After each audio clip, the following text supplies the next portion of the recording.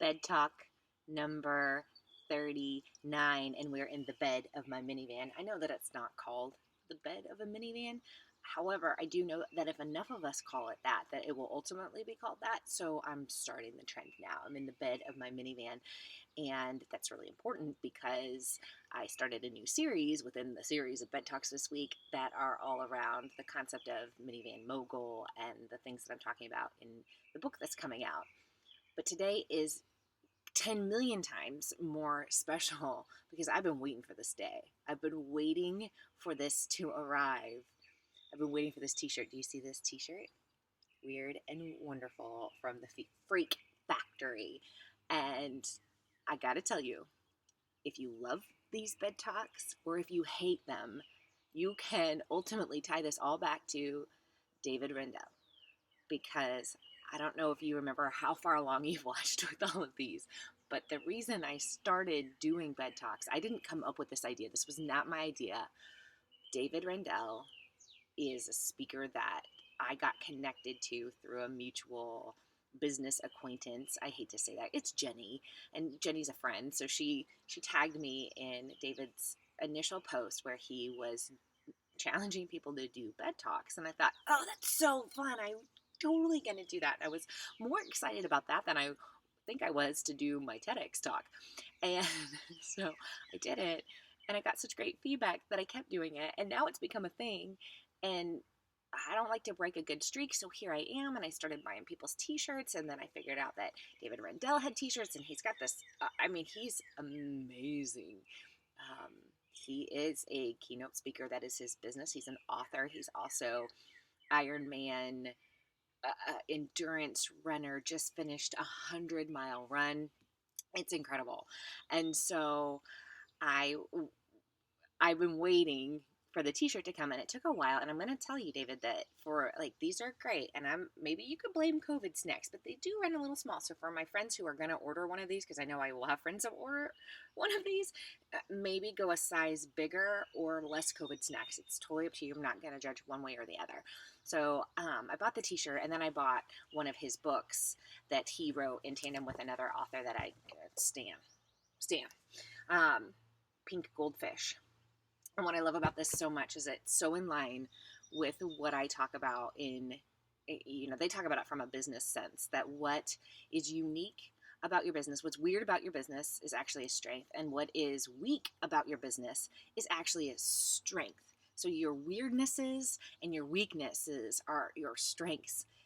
And it was like, do you ever have one of those moments where you're like, your head just explodes because you're like, this is what I was looking for. This is what I needed. This is the confirmation that I needed from the universe, that I'm on the right track doing what I need to do. I say it a little bit. I talk about weirdness a little bit differently in the book. I say, when someone catches you singing at a stoplight, smile and wave. Because so often we have these moments where we have weirdness, we have uniqueness, we're awkward, and somebody catches us and we're like, oh gosh, I'm gonna hide away. I don't want anyone to see that I'm awkward. But the truth is, you're human, so ergo you are awkward, period.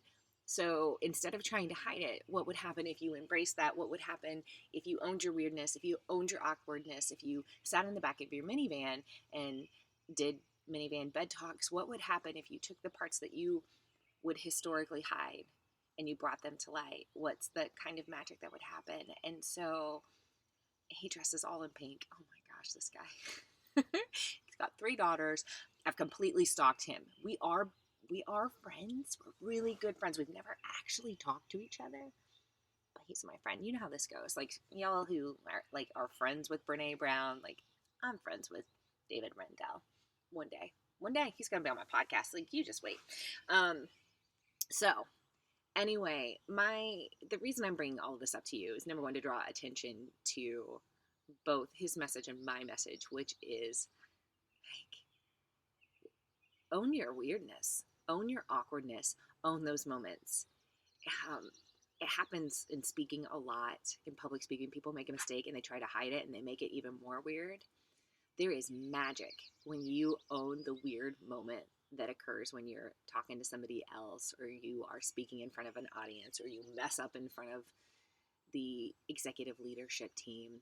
So many people look for, like, how can they show off like their big accomplishments? They're like, I gotta, that's how I'm gonna relate to people. I'm gonna show off all my big accomplishments. Let me give you a quick example. I was listening to a talk. And the girl was very sweet, and she had lots of great things to say, but she pointed out all these amazing things that she had done in her life. So by the end, you're like, well, I've never done any of those things. If you take a moment and you point out all the weird stuff you've done in your life, people are like, oh yeah, I totally did that. Like the time I ate crayons when I was a kid, or the time I ate glue when I was a kid, or your weird thing. My weird thing happens to be a minivan. David's weird thing happens to be that he wears pink because he's got 3 daughters and a wife, and holy cow, I think it's 3 daughters. If I got that wrong, David, sorry. I'm not going to edit this because I'm just going to roll with it. But 2, 3, he's got kids, all girls. They paint his toenails. But he doesn't try to hide the pink. He shows the pink, and I show the minivan, and it was, I want to leave you with that encouragement today. My friend Denise says it like this, that normal is a setting on a dryer. And what if that thing about you that you think is so weird and so awkward that you want to bury and hide away is really the key to your success? What if the thing that makes you quote unquote weak, so the thing about me as a speaker, that I speak typo, what if that really makes you great? Think about that. I'm going to shamelessly plug for this guy because that's what I do. Like when you're my friend and you're my minivan, I plug. So he's a keynote speaker who, like a lot of us, rely heavily on speaking events to bring in our income. That all died with like Corona. Ooh, I shouldn't have said died. It all stopped, halted with Corona. Edit that piece. It all halted with Corona. So, he's like the rest of us trying to figure it all out. So if you like the t-shirt, Weird and Wonderful. Ooh, by the way, he has one that has a T-Rex on it, a tank top. Like, so if you're a workout girl, my workout girls, T-Rex. Pink T-Rex. I'm like, oh yeah. I mean, I don't relate. I've got big arms, but it's a dinosaur on a t-shirt. I don't know how you can't like that. Whole t-shirt shop. I'm going to drop that below. Send him some love. If you're in this from a business perspective, check out Pink Goldfish. Listen to it, and then read the book. It's so much knowledge, so much evidence for weirdness as being an indicator of success in business. A great example that they give is Chick-fil-A not being open on Sundays. That's not how we do things, but Chick-fil-A says that's exactly how we do things, and we're going to own that. So I've waxed on, and up here in the back of my minivan, Max is here. I wish you could see him because we have the same haircut right now. Like, I'm basically a human golden doodle if you haven't figured that out. I'm going to try this.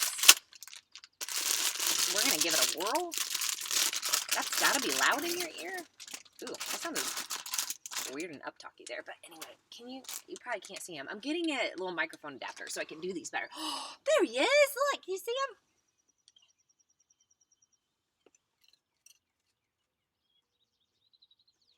Still only 1 Cheeto because, portion control, which we could all use right now. Some of us could use right now. But there's probably some fitnessy person going, no, I don't need a portion control. I do. But anyway, I will see you tomorrow. Thank you, David. And thank you guys for watching. See ya.